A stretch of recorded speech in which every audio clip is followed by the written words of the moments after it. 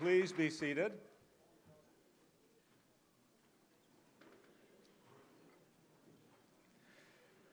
Good afternoon.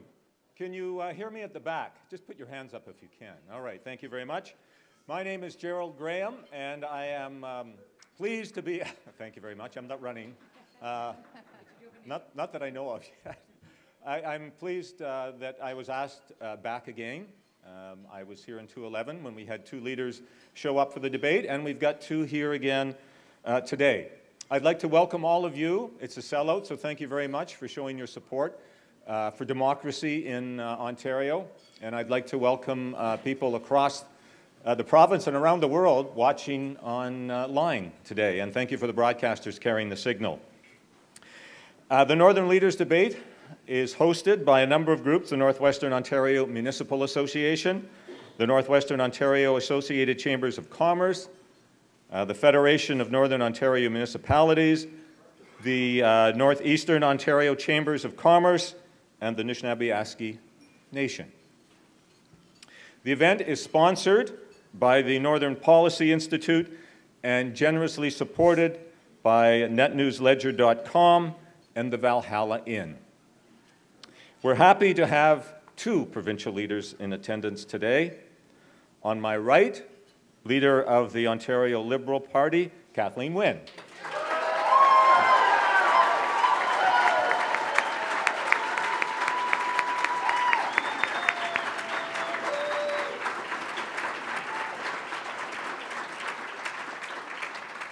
And I guess somewhat appropriately on my left, Andrea Horwath, leader of the Ontario New Democratic Party.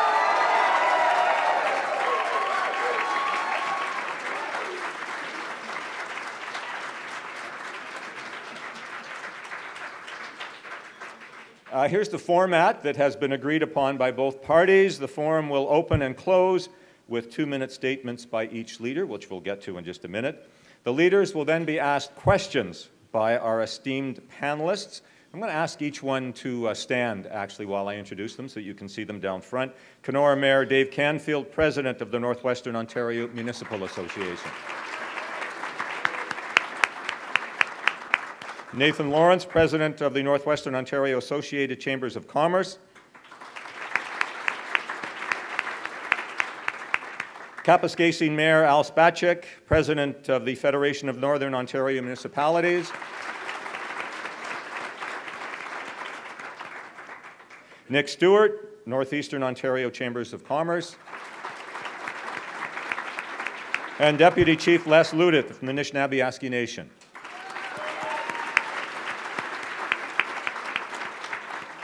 Each leader will have 90 seconds, that's 1.5 minutes, to respond to each question. Time is closely monitored by our timekeeper, Josh. Thank you, Josh. The yellow card, Josh, just hold the yellow card up so we can see it. It says right on there, you have 20 seconds to wrap up. You don't want to see the red card for too long. Josh, you want to hold that one up? That means that time has run out and that the microphone will be shut off within seconds. I'll try and be as well, maybe liberal is not the right word to use. I'll try and be as democratic as I can in how long the leaders can go over. Now, your rules, as the audience, are quite simple as well. They'll be strictly enforced, I've been told. Apparently, there are a number of police officers here. No yelling, heckling, or unruly behavior during the forum.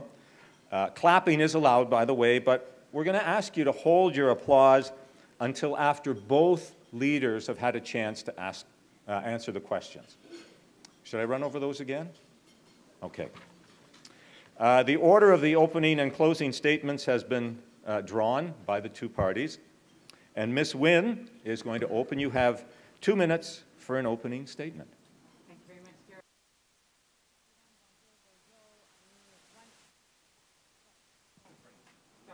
Gerald. Oh, and there's another rule. We have to push. Sorry. Good afternoon, everyone. Bonjour, bonjour, Ani. It is wonderful to be back in Thunder Bay, and it's wonderful to be here with you on the traditional territory of the Fort William First Nation. J'aimerais aussi saluer la communauté francophone qui habite le Nord. I'd like to thank NOMA for organizing this opportunity for us to talk about our vision for this province from a northern perspective. Comme Canadiens, on s'identifie comme un peuple nordique. Mais souvent, les gens ressentent que le gouvernement ne comprend pas bien le Nord. I believe that as Canadians and as Ontarians, we identify ourselves as a northern people. And yet I often hear that people feel that the government doesn't get the northern perspective. And that's exactly why, as a minister, I intentionally came to the North. I made it my business in all of the portfolios that I held to make sure that I understood the northern perspective. When I was Minister of Education, for example, I traveled to Sioux Narrows to a school that had 6 students in it. And once I had seen that school firsthand, it was much clearer to me why that school needed to stay open. Today, we're talking about our plan to build Ontario up. We're going to talk about the Ring of Fire, I'm sure, ONTC, the need for great infrastructure, excellent health care, and excellent education. And all of that is very important to you as Northerners. We also understand how important you are to the rest of the province. The North is going to be an economic driver again. It's going to be an economic driver again because of those resources. We need that chromite, but we also need your talent, your ingenuity, and your determined spirit. I want you to know that our plan is rooted in what you have said to us and in my own experience here. I've listened and we have learned from you. Thank you very much, Merci Miigwech.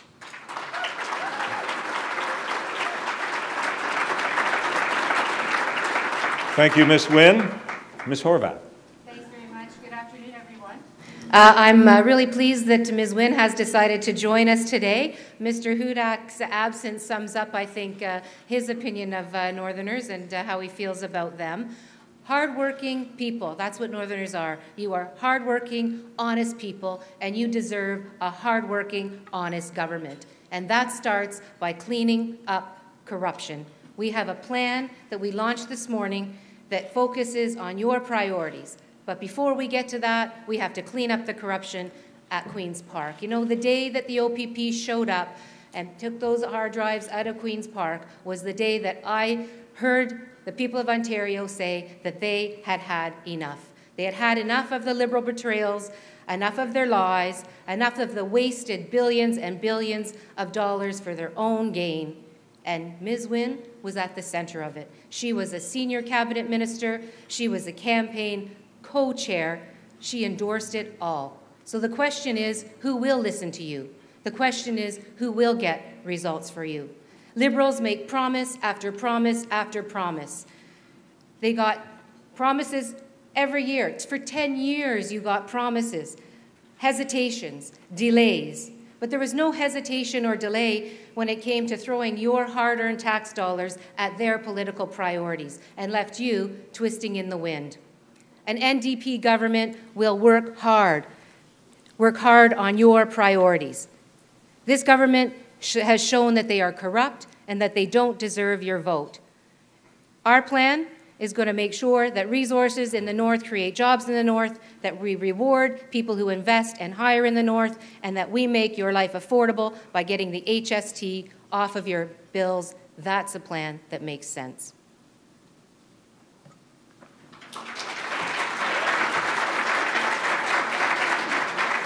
Thank you very much, Ms. Horwath. We'll start with the questions now. The first question will be posed by Kenora Mayor Dave Canfield to Ms. Wynne. Good afternoon, leaders, and thank you for being here. To open this up, the future of Ontario is in Northern Ontario.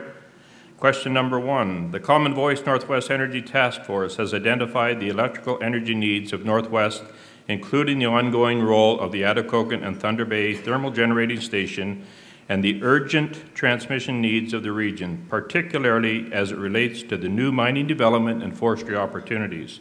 Please outline your party's specific plan for energy supply in the Great Northwest.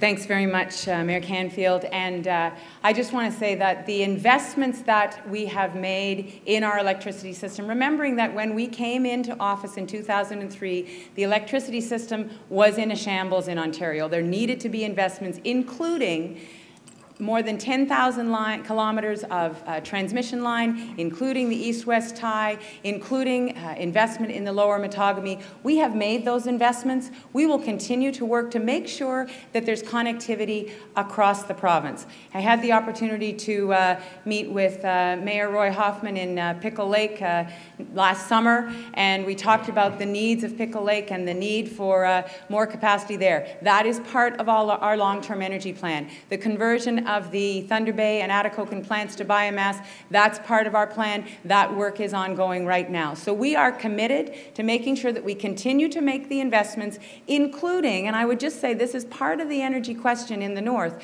making sure that electricity is affordable. So the Northern Industrial Electricity Rate Program is extremely important to make sure that energy is affordable for those energy concentrated industries, and making sure that we have programs in place that give people a reduction who need it, for low-income folks, for people who are struggling to pay their bills. We have done that work. We will continue to work and make sure that there is an energy supply for the north, particularly the northwest.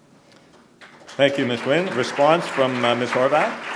Well, I wouldn't be surprised if Northerners are a bit pessimistic about the promises Liberals make about their energy supply, considering that they promised twice to convert the coal plant to gas-fired plant, and twice they broke that promise. And now we have the very same committee, Mayor Canfield, that you talked about, that is warning the Liberals that there isn't enough biomass being stockpiled to meet the energy needs next winter, let alone the energy needs that are going to be necessary to ensure that the mining companies that are already around northwestern Ontario, and I talk to the mayor of Red Lake often about this, Mayor Phil, I'm sure he's here somewhere, but the fact of the matter is we need to make sure that in the short term that biomass is enough to meet the needs of northwestern Ontario.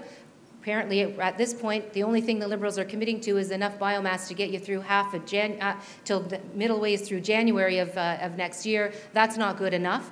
But in the longer term, we need to take a look at that generating station, at that generation capacity, and the possibility of actually turning it into a gas-fired plant. The Liberals have failed when it comes to our electricity system. Our hydro costs twice as what they pay in Manitoba, just across the border, and what they pay in Quebec. And their plan is a status quo plan that hasn't made sense for the last couple of years and isn't going to make sense in the future. New Democrats are going to clean up the mess in the electricity system so it's reliable for everyone. Thank you, Ms. Horwath. The next question is going to be posed by Nathan Lawrence to Ms. Horwath. Ms. Horwath, the Ring of Fire is a multi-generational economic opportunity for the province that will generate $25 billion in economic activity and sustain 5,500 jobs per year over a 32-year period. To unlock this potential, the provincial and federal governments need to commit to funding all-season transportation infrastructure in the Ring of Fire. What are the specific steps that your party will take to plan and construct the necessary transportation, energy, and telecommunications infrastructure? What levels of investment will you commit to? What time frame? And what role will the First Nations and municipalities have in planning and ownership? Thank you very much for the very important question. Look, it is obvious that the Ring of Fire is a great opportunity for Northern Ontario. It's an opportunity that's sat waiting to be realized, though, while the Liberals have done nothing over the last number of years. We just saw, of course, not only Cliffs walking away a little while back, but the final nail in the coffin when they sold their exploration camp just the other day. That is because there is no confidence in the Liberals to get it right in the Ring of Fire. The investment has to come right away. The discussions around opening up the corridor, deciding which corridor we're going to utilize and which mode of transportation we're going to utilize needs to happen quickly. New Democrats are committed not only to the $1 billion, but if it takes more than $1 billion, then we're committed to that as well, because the opportunity is magnificent for Northern Ontario communities and for First Nations. We're also going to, however, make sure that there is a revenue sharing plan in place that's negotiated with First Nations communities and with Northern communities, so that the resources that we're pulling out of the ground in the Ring of Fire is actually benefiting your communities. We think that that's an extremely important principle. The bottom line is 5,500 jobs have been left on the table year after year as the Liberals have not delivered on the Ring of Fire. Thank you, Ms. Horwath. Ms. Wynne, your response? Well, let me just say that the Ring of Fire is a national project that is at least as important as the oil sands in Alberta. And so the actions that we have taken to make sure that we have a framework agreement in place with the Matawa First Nations that actually provides a framework for the resource revenue sharing that needs to happen and the protection for environmental rights. That's a historic agreement that has been signed off on already. We have committed $1 billion with or without the Harper government. We do need a federal partner to develop the Ring of Fire in the same way that the federal government has worked in the oil sands. But we're going to move ahead with or without, and we've committed $1 billion to make sure that that infrastructure gets built. I've committed to, within 60 days, if we're privileged to be re-elected, to bring together that development corporation and to actually get started on that work.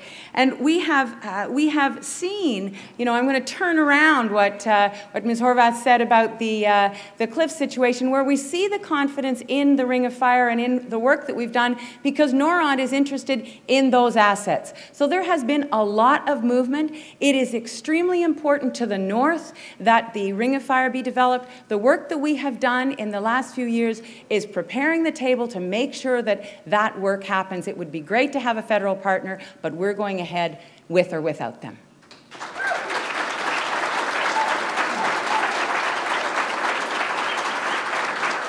Thank you, Ms. Wynne. Our next question will be posed by Kapuskasing Mayor Al Spacek to Ms. Wynne. It has been recognized that municipalities serviced by the Ontario Provincial Police have been paying inequitable costs of policing services. As a result, a new billing model was introduced in an attempt to even out the extreme highs and lows created by the current model. However, there's too much uncertainty in the proposed formula, which concerns many small and rural municipalities across the north. Small and rural municipalities are responsible for the same legislative and reporting requirements as their larger counterparts, but do not have the resources to deal with the increasing demands mandated by the province. Would your party agree to take back the responsibility for policing small municipalities with a population of 5,000 or less? Thanks for the question, Mayor Spacek. And I just want to say as a starting point that it has been a tenet of certainly my time in provincial politics that the relationship between the provincial government and municipalities is one that is fundamental to the success of the province. And so the work that we have done together, whether it's on committees of the Association of Municipalities of Ontario or whether it's in the Memorandum of Understanding table, which meets monthly with the Minister of Municipal Affairs and Housing, allows an ongoing dialogue. The OPP billing cost is one of those discussions. It's one of those things that is very important. As you know, there is huge disparity across the province. There are some municipalities where there is zero cost per person in terms of those police services, and in other it's several $100s per person. So it has to be evened out. We appreciate the work that the leadership of the municipalities has done with us. I have expressed concern with my colleagues. The final formula has not been decided upon. The work is still ongoing.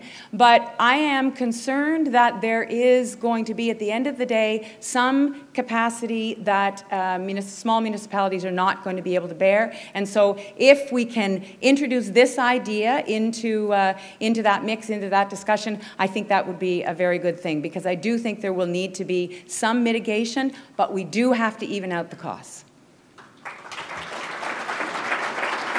Thank you, Ms. Wynne. Ms. Horwath, your response.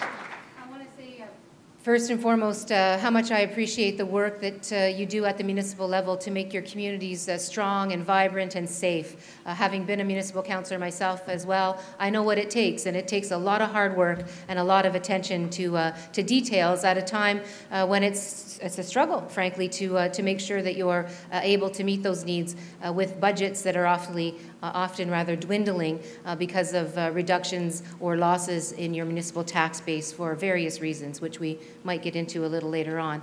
But nonetheless, it is absolutely the case that we will look at this proposal and take it very, very seriously if we're privileged enough to form a government.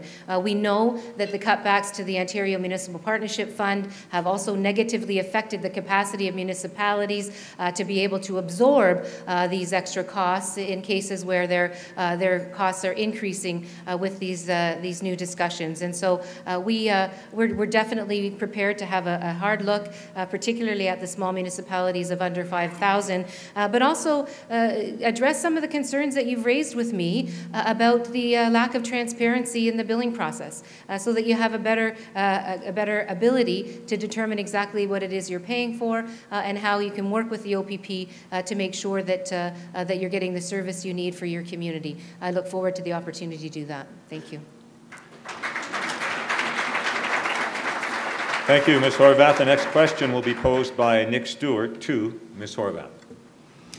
This was touched on earlier, but one of the key challenges to attracting industry to the north is the high cost of electricity, which drastically and negatively impacts our ability to be competitive. Worse yet, costs are projected to rise in the months and years to come, amplifying the major disadvantage we have to neighboring jurisdictions, where rates are lower and sometimes significantly. This disparity has a very real impact on our communities. For example, the high cost of power has contributed to the closure of Timmins' Kidd Metallurgical site in 2010, putting more than 600 people out of work. What steps would your party take to permanently reduce the cost of electricity? Thanks, Nick, for the question. Look, I hear this everywhere I go in Ontario, but it hurts a little bit more here in the north when you can, particularly the northwest, when you can generate power at such a reasonable rate with hydroelectric power. And when you see, literally across the border in Manitoba, the price of hydroelectricity is half of what you're paying here in the north and what we're paying in Ontario. And of course, on the other side, Quebec, same deal. They have electricity rates that are half or less than what Ontario charges. And I don't think it's any surprise that those two provinces have maintained an electricity system that's in the interest of the public. The Conservatives deregulated and started selling off our electricity system. The Liberals continued to do that under their reign. And what we have now are power prices that make us uncompetitive in terms of our economy. New Democrats think that that was the wrong thing to do, and we think that the Liberals have been wrong-headed in not addressing it. They've continued to bring more private power deals into the grid. In fact, that's what the Mississauga and Oakville gas plants were all about. We're going to take the four agencies, we're going to collapse them. We're going to get rid of a layer of bureaucracy at the top. We're going to cap the CEO salaries. We're going to have the Auditor General look at all of those private power deals that Liberals and Conservatives have made, and we're going to start directing our marketing ourselves so that we can get a better price for the power that we're selling to light up the Manhattan skyline. Thank you. Thank you, Ms. Horwath. Response from Ms. Wynne.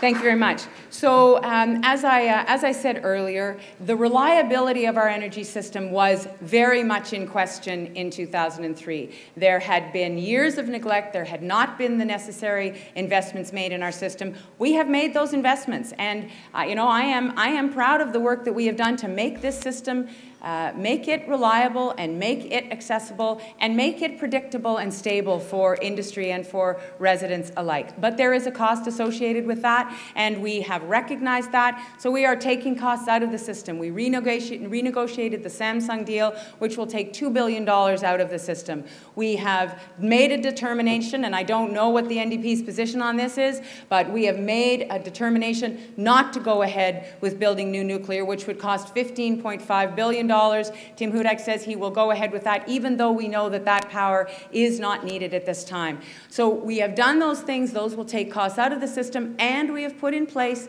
the supports that we know businesses and residents need. So the NIRP program, the Northern Industrial Program, that allows businesses to have a lower rate. We have put in place the programs that help residents to deal with their energy costs. But make no mistake, folks, we need to continue to make investments. If everyone in the north is going to be connected and is going to have the power that they need, we're going to have to continue to make those investments in the electricity system around the province, and we will do that.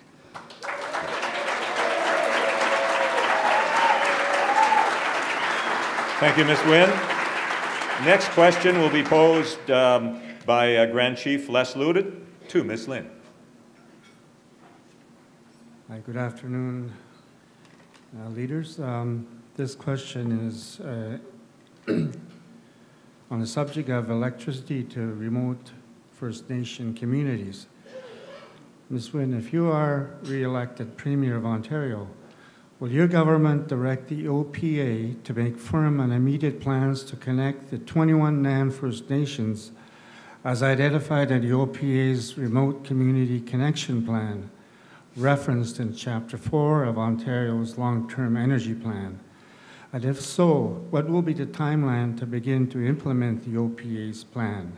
If the federal government is committed to cost-sharing the connection for these First Nations, such as the CCEG transmission line projects, which is sponsored by NAN First Nations. Well, thank you very much, Deputy Grand Chief, for the question. And I think that you've pointed to the reality that this connection is in our long-term energy plan. We are committed to doing this. But it's also the case that it's another example where we need a federal partner. And so the condition that you put on that question, that if the federal government is willing to cost share, is a very important one, because it is something that needs to happen. And if they are willing to cost share that, we would like to move as quickly as possible, because I think it's very important that those communities be connected. It's important for the quality of life of the people in the First Nations, but it's also important to the economic viability of the communities as well. So it's something that actually I believe my officials have raised with the Prime Minister's office, with the federal government. It's something that needs to happen. It's in our long-term energy plan, and we will move on it. We need that partnership.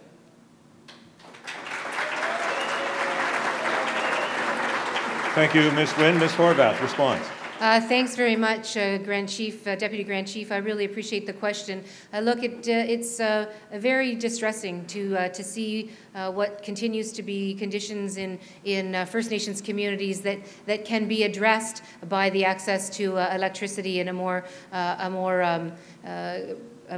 reliable way, in a way that opens up opportunity for the communities. And so we are very, very interested in moving forward, and not just in a passive way, and making sure that we're with you, amplifying your voice when it comes to discussions with the federal government in terms of the requirement to bring them to the table to help bring these projects online, and to make sure that the communities benefit from the power, because it is absolutely the case that there is opportunity and that there can be a great difference made by in terms of the quality of life and the standard of life of First Nations communities when they get access to power. And so New Democrats will definitely commit to doing everything we can to work with you to ensure that happens in all of the communities. Thank you, Ms. Horwath. The next question will be the second question for Kenora Mayor David Canfield to Ms. Horwath. Thank you, leaders.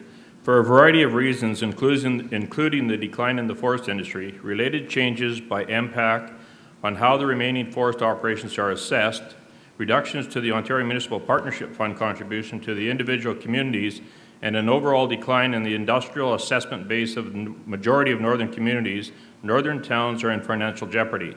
What steps will your party take should you form the next government to provide northern municipalities with a solid, sustainable, equitable, and affordable revenue stream that does not place undue burden on local property taxpayers who in this part of the country are paying the highest property taxes in this country? Thank you very much for the question. You know, I've been to towns where they've told me they're not going to have a mayor likely running in the municipal elections coming up, because nobody wants to be the mayor when the town goes bankrupt because of the MPAC system. That is a pretty horrifying thing in this province, when municipalities don't have municipal leaders willing to step up because the province has so disadvantaged them when it comes to the MPAC system. So New Democrats, if we form a government, will immediately take on this issue with MPAC, and it's northern communities and other communities around the province as well. When those industrial users all of a sudden are, those industrial ratepayers rather, are all of a sudden given huge reductions in their assessment, and those reductions literally cut a municipal municipality's budget in half or worse. That is not acceptable. I know that the government has, as a result, had to bail out some communities to prevent them from going bankrupt. That's a position that no municipality, no town should be put in whatsoever. So we're going to make sure that that impact system is there for communities and for municipalities. We're also going to make sure, though, that we're providing new revenue streams with revenue sharing agreements from new mining that comes into this province, because you should be getting some of the revenues from the mining that's happening in your municipalities and regions. Thank you, Ms. Horwath. Response from Ms. Lynn. Thank you very much. Thank you, Mayor Canfield.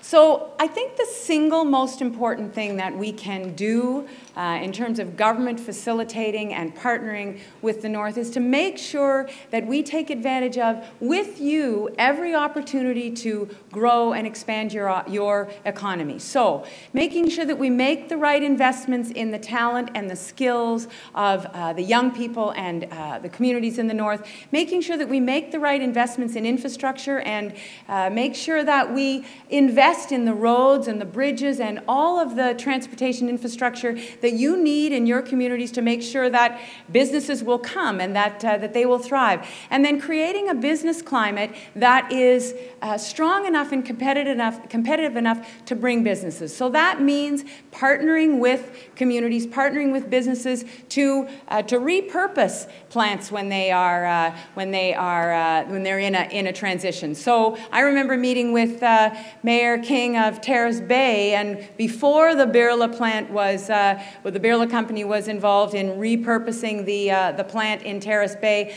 But it was that kind of partnership that was facilitated in part, not completely, but in part by Minister Gravel and our government working community and business on the three ways, making sure that those opportunities are there. The Northern Ontario Heritage Fund is a very important job creator and a stream of revenue to the North. So those are the things that we will continue. That's what our plan is. Thank you, Ms. Wynne. Our next question comes from Nathan Lawrence, again to Ms. Wynne. Ms. Wynne, Ontario's deficit and debt are projected to increase to $12.5 billion and $295.8 billion respectively in 2014-2015. Our large debt is eroding Ontario's capacity to deliver services. What specific steps will you take to eliminate the deficit and pay down the debt while protecting the core services that Ontarians value? So let me just say that every single year since the economic downturn, where our budget was in balance, and then there was a severe hit to the Ontario economy, and nowhere was it felt more than in the North. And so we have been dealing with that deficit that was created because of that economic downturn. We're dealing with an added situation at this particular moment because our revenues are not what we had expected, and the federal government has made a decision to treat Ontario differently than every other province and not to flow transfer payments in the same way that they do to other provinces. So we're dealing with a situation that requires at this moment that we make investments to make sure that we have the steady economic growth that we need. I talked just a moment ago about our plan of investment in the talent and skills of people, the infrastructure, and a competitive business climate. Well, that's what we have to do across the province, in the North, but across the province. And if we do that in these next couple of years, we make those investments, we will see the kind of growth. Already we have 95,000 jobs created last year alone, new jobs created last year alone. That's the kind of investment that's needed right now if we are going to be able to recover. Cutting 100,000 jobs from the economy, which is what Tim Hudak wants to do, will push us back, will actually slow our recovery and slow our ability to deal with our deficit. Ms. Wynne, thank you very much. Response from Ms. Horwath. I'd like to start by acknowledging that the recession hit the North far before it hit the rest of Ontario. We were already dealing with some serious job loss and serious loss in the forestry sector, particularly well before the rest of Ontario hit the recession. Having said that, I'll tell you what I won't do. I won't spend $1.1 billion of your dollars canceling gas plants and putting it on the debt for the rest of us to have to deal with. Look, it's about respecting your tax dollars. That's what it's about. It's about making sure that we're watching every penny, like we do around the kitchen table when we're counting up our bills at the end of the month. That's what New Democrats are going to do. We're going to take the waste that we've seen with the Liberals and get rid of it. We're going to collapse some agencies, as I've already talked about in hydro, but there are others as well. We're going to cap the CEO salaries in this province in the public sector for a change. We're going to bring savings through making sure that we're doing bulk purchases in a lot of different areas. There is a lot of waste in our system at the top. We're going to make sure we get rid of that and invest it in frontline services while getting rid of the deficit. I believe in balanced budgets. We will have a balanced budget by 2017-18. That is the history of my political party, frankly, with Tommy Douglas. He used to say that he'd be rather take the interest that the banks are getting on debt and use it to actually provide services instead of giving it to the banks. That's what I believe as well. And New Democrats will deliver results when it comes to savings with our Financial Accountability Office and making sure we have a Minister for Savings and Accountability. Thank you. Thank you, Ms. Horwath. Next question comes from Kapuskasing Mayor Al Spasik to Ms. Horwath. Thank you. Ms. Horwath, Northern Ontario has consistently met with policy and legislation that is imposed upon us, often without consultation or consideration for the impacts that it will have on our region. There have been several instances that have demonstrated this, such as the Far North Act and the Endangered Species Act. There is also the ongoing concern that introduced policy and legislation is heavily influenced by environmental groups. Do you believe that the future of Ontario is in Northern Ontario, and what is your position to ensure that when developing policy and legislation that affects the North, local government and stakeholders are consulted? Well, I'm glad for the question, Al, because we've watched as Northerners continue to be frustrated by a lack of voice when decision-making is happening in Toronto, and that's something that is absolutely unacceptable. You may know that New Democrats have proposed a committee at Queen's Park that would be made up of all MPPs, so regardless of political stripe, to look at exactly this issue and make sure that as legislation comes forward, and not just legislation specific to the North, but other legislation as well, to see how it will impact on the North, because we believe that Northern voices are the most important piece of ensuring that we get it right for Northern Ontario. But we also know that there's a legislation that exists that has been in some ways ignored or duplicated or creates great confusion when it's not observed. For example, the Crown Forest Sustainability Act. If there are regulations or things that are going to be changing, we need to make sure that they're in line with that legislation so that we don't get problems when it comes to standards or regulations that might not be beneficial.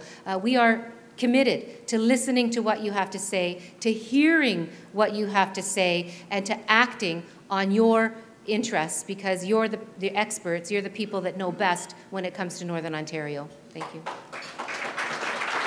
Thank you, Ms. Horwath. Response from Ms. Lynn. Thank you very much. Thanks for the question, Mayor Spasek. Well, we have already put in place a cabinet committee, a Northern Cabinet Committee, so that every piece of legislation that goes through our government goes through that filter, and we look at it in terms of the impacts on the North. But the thing that I want to say is that I have made it my business in every ministry that I have had the privilege of leading to make sure that I understand the issues from the Northern perspective. And so when I came into this office and I realized that the ONTC decision that had been made, and I knew that it had been made without the voices of the North being heard adequately, we changed that process. We reversed that decision. We made sure that an advisory committee, and Mayor Spacek, you served on that committee. We changed the process, and the divestiture of the ONTC was not the only option as we went into that process. So we have changed the way we interact with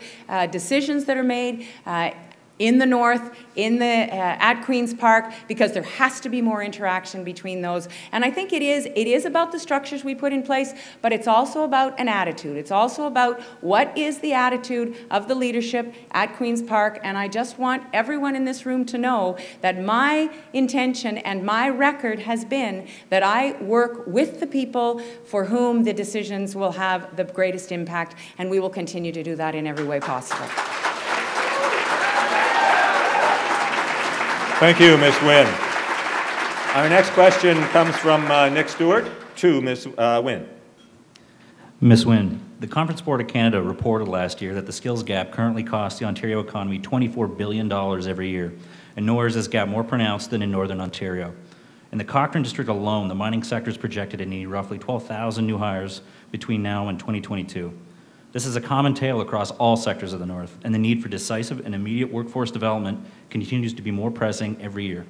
What steps will your party take to ensure that Northern businesses and industries have access to a sufficiently skilled workforce?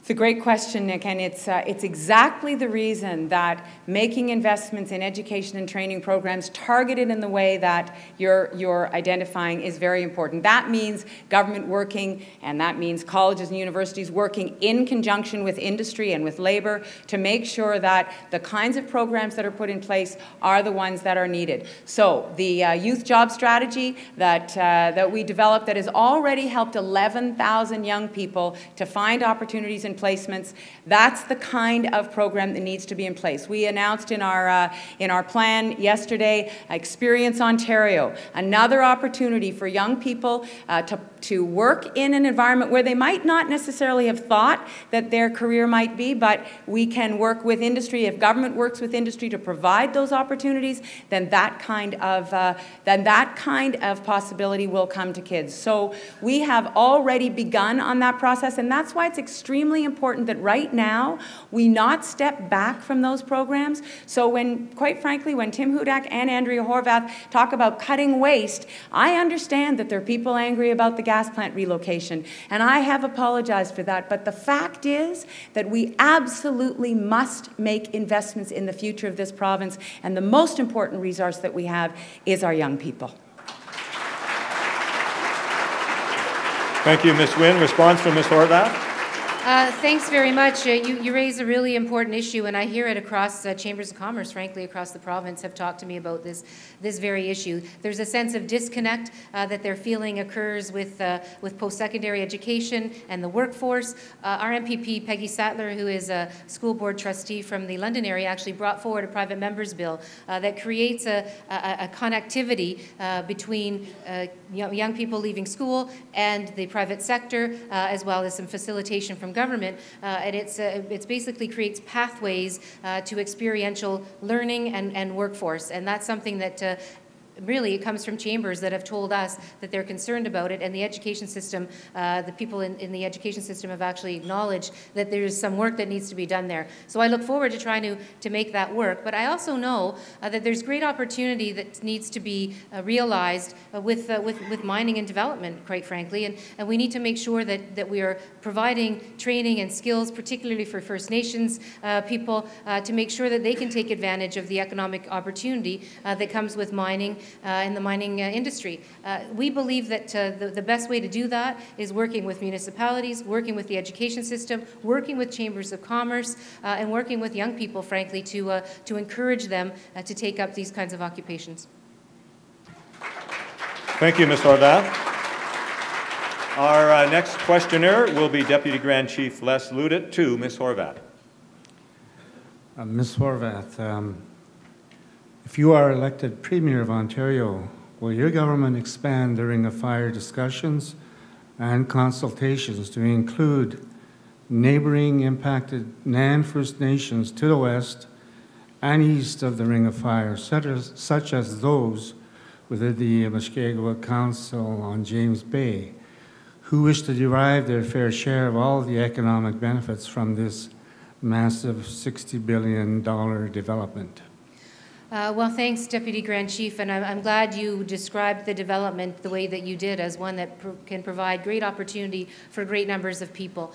You know, it's interesting what we see across the world in terms of the concern when they look at Ontario and the lack of a primary role that government has taken in ensuring that those discussions and those dialogues take place, which is why, frankly, New Democrats didn't support the Far North Act, because we know First Nations were not supporting the Far North Act because the government-to-government relationship, their duty to consult, all of those pieces weren't taken care of in that bill. That's why chambers of commerce, in fact, in the north backed up your position. That's why municipalities, frankly, backed up that position. There should be a direct upfront role that the provincial government takes in ensuring that not only the Ring of Fire, but all mining opportunities are opened up to proper consultation, proper discussion, proper revenue sharing, frankly, as well as training and opportunities for First Nations communities. And with the size of that development, particularly, or at least the opportunity that deposit provides,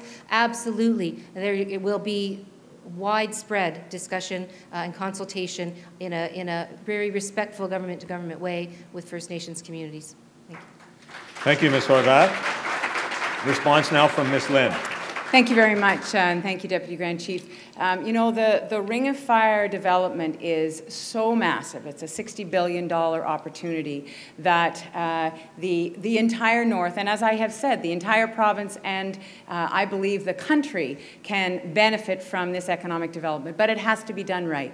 And so when I was in Attawapiskat, the concern that I heard from the Attawapiskat First Nation was about the water supply, making sure that all of the protections that need to be in place in terms of the watershed, that we pay attention to those and that we work with all of the First Nations who are going to be affected and who can benefit. So the agreement that is in place with the 9 Matawa First Nations, that's part of the process, but there's a much broader process, and you know that has to do with making sure that all communities are part of the discussion, that you know that as we look project by project, and there's going to be lots of spin-off from the Ring of Fire, and the whole notion of resource revenue sharing and making sure that the communities that are the most affected are the communities that are able to benefit, so that there's training for young people, so that there are the health and social supports that are necessary so that communities can take part.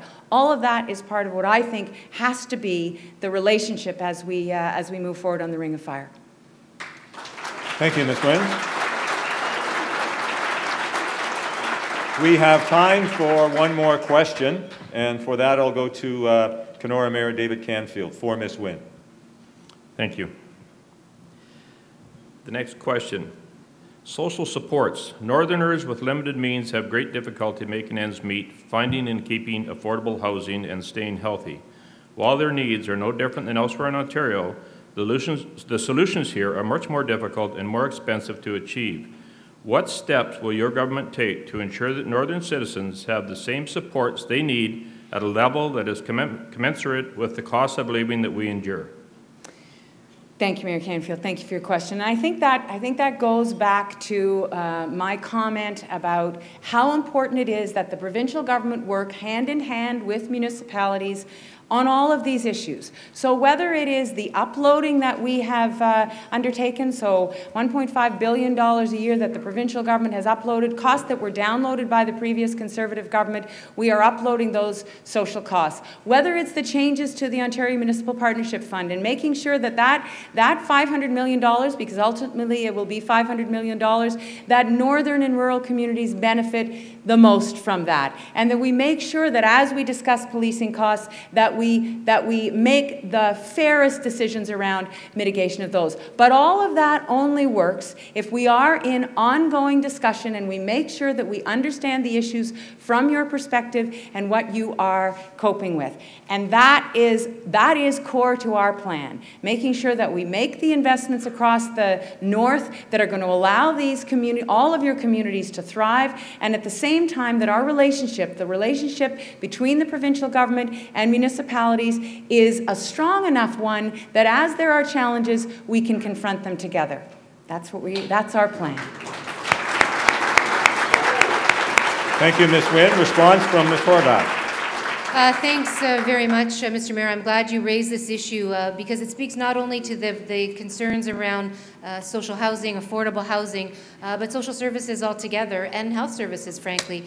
Northerners experience a lesser, I believe, a lesser amount of opportunity when it comes to access to these services. I've spoken to a number of district social services boards who tell me that they are not getting through to the Liberal government the very issues around the cost of delivering services. So, for example, in Southern Ontario, you can provide services like home care very, very easily because they're compact, dense communities. In the north, the home care worker might have to travel an hour and a half between clients to be able to provide this service, which is why home care wait lists are very long in the north. We tried to get the Liberals to deal with the wait lists in long-term care and in home care particularly, because we knew those wait lists were right here in Northern Ontario. We know that the building season is shorter. We know that the cost of electricity is higher because the seasons are colder and longer, because the lights are on a bit more. So we have to build all of these realities in, not only to investments around social housing, but also to the other kinds of social services that we provide, because we have to recognize that it's different in the north, and the solutions have to be different for Northerners if your needs are going to be met. Thank you, Ms. Horwath.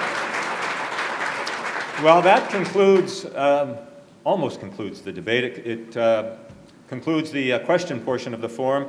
We'll now proceed to closing statements, and again, before the debate started, the order of statements was drawn by both parties. Ms. Wynne, you have 2 minutes for your closing statement. Thank you very much, and I want to thank everyone for taking the time to be here today and for taking part in this process on a beautiful afternoon. It's very important to me that people understand that the plan that we are putting forward is for the whole province, and it is different in the north, and the solutions for the north have to be different. But we also share a common goal in this province to make sure that every child and every senior and every family has an opportunity to take part in the economy and to have the highest quality of life. When I came into this office, I said that I would be Premier for the whole province, and I have honored that commitment. I have traveled to every corner of Ontario, and I have met with Ontarians in every single community that I have traveled to. In the north, I've been to places like Fort Severn and Kenora and Sault Ste. Marie. I've been to Sudbury and Moosonee and Attawapskat and Fort Francis and Timmins and New Liskeard and so many others. And I've seen what people are dealing with. In my first year of in this job as Premier, I said that I would have a cabinet meeting in Northern Ontario, and we did that. And I will do that again because I think it's very important for all of my cabinet colleagues to hear from people in the north about the issues that, that concern them. I'm also committed to keeping a Ministry of Natural Resources, a Ministry of Northern Development and Mines, and a standalone Ministry of Aboriginal Affairs. Yesterday, I announced my commitment to setting up the Development Corporation. It is so important that I will not consider my premiership successful if I'm privileged to be re-elected unless we've been able to deliver on significant progress in the Ring of Fire. And most importantly, if I am re-elected, if we are re-elected, I want the North to be well represented in our government. Si nous sommes réélus, je veux que le Nord de l'Ontario soit bien représenté au sein de mon gouvernement. In uncertain times, our plan for jobs and growth and for building Ontario up is the right plan for Ontario. It's the right plan for Northern Ontario. So let's get at it. Thank you very much. Merci, miigwech.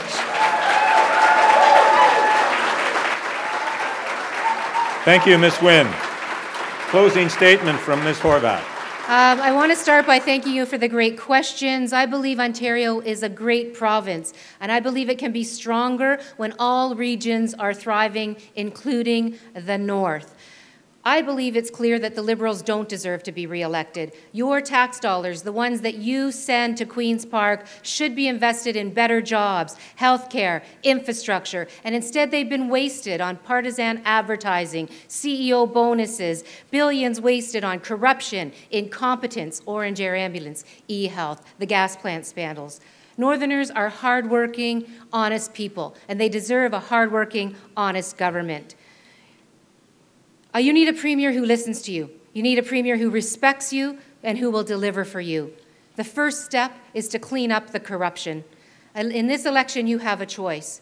You can say no to the nonsensical Tim Hudak message. You can say no to a corrupt Liberal Party that does not respect your priorities or your tax dollars. And you can say yes to New Democrats who will respect your priorities, who will make sure your families have opportunity, who will stand up for what's right. For New Democrats, it is game on. It's time for a premier for all of Ontario. My Ontario includes the North. The NDP plan is a plan for you because it was built with you. It represents your priorities. I have listened to you. I have heard you. I respect you. And if I am privileged to become the premier of this province, I will work hard every single day to deliver results for you. On June 12th, vote to clean up Queen's Park. On June 12th, vote for a plan that makes sense. On June 12th, vote NDP.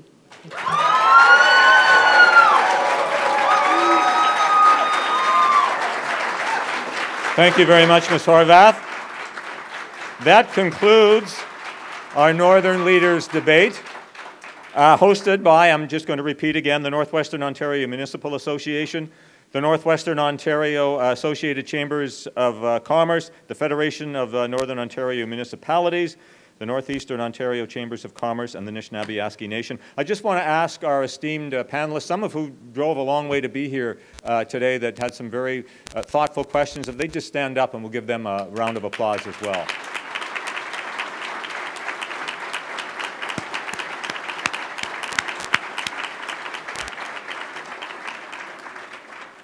A big thanks to our sponsor, the Northern Policy Institute, and the supporters, NetNewsLedger.com and the Valhalla Inn. And almost finally, as one who's thrown his hat into the political ring once, I can only imagine what these two are going to be doing for the next 3 weeks. You know what, I don't even want to imagine. They probably don't even know where they're going to be tomorrow. I want to thank Kathleen, Wynne, Andrea Horwath for coming today. Thank you very much.